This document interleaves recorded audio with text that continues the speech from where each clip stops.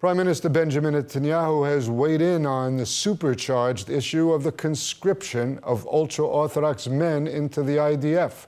The issue must be resolved by the end of this month, and there could be practical ramifications, as we hear from ILTV's William Sharon. Prime Minister Netanyahu said his government would establish a path to conscript ultra-Orthodox Israelis. The comment followed the challenge gambit placed by Defense Minister Gallant, threatening to block a law that would allow the continuation of exemptions unless the government reached an agreement, paving a path for ultra-Orthodox enlistment. אנחנו נקבע יעדים לגיוס חרדים לצה"ל ולשירות האזרחי. ואנחנו נקבע גם את הדרכים להבטיח את מימוש היעדים הללו. אפשר להשיג הסדר זה בלי לפלג את העם ובלי להסית נגד אף ציבור.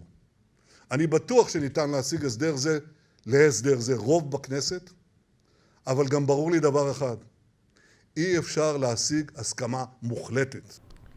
The Netanyahu and Gallant comments come amid demands for sharing the burden and becoming more empathetic after the October 7th rampage, which has stoked divides between religious and secular Israeli society and threatened to end the coalition's narrow Knesset majority. Israel's Supreme Court in 2018 voided a law waiving the draft for ultra-Orthodox men, citing a need for the burden of military service to be shared across Israeli society. The Knesset has so far failed to come up with a new agreement, and a government-issued stay on mandatory conception of ultra-Orthodox that expires next month. Ultra-Orthodox parties have helped Netanyahu hold a parliamentary majority alongside far-right nationality parties in past governments, and have made a draft exemption a key condition for remaining in the coalition. On Thursday in San Diego, a shooting took place, leaving 1 dead and 2 injured. While the investigation behind the motives of the attack is ongoing, there are suspicions that anti-Semitism was the motive. ILTV's Devo Klein has more.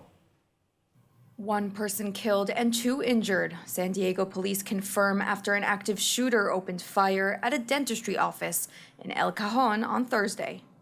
Media reports have confirmed that the victim was a Jewish Orthodox man. The shooter was identified as 29-year-old Muhammad Abdul Karim, who is currently being detained by authorities. The victim of the shooting was identified as 28-year-old Benjamin Harouni. Benjamin, a practicing dentist, was critically shot by Abdul Karim. Witnesses say Abdul Karim was an unsatisfied patient. The scene of the shooting, Smile Plus, is run by a father and son team, Doctors Jack and Benjamin Harouni. The office's receptionist, 28-year-old Yareli Carrillo, was shot multiple times in the legs but is expected to make a recovery.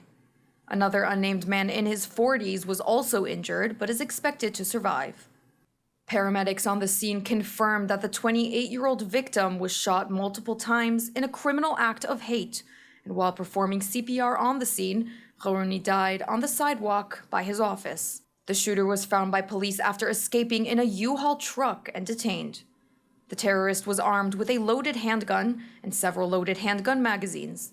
He purchased the weapons legally 2 weeks before the shooting, according to police.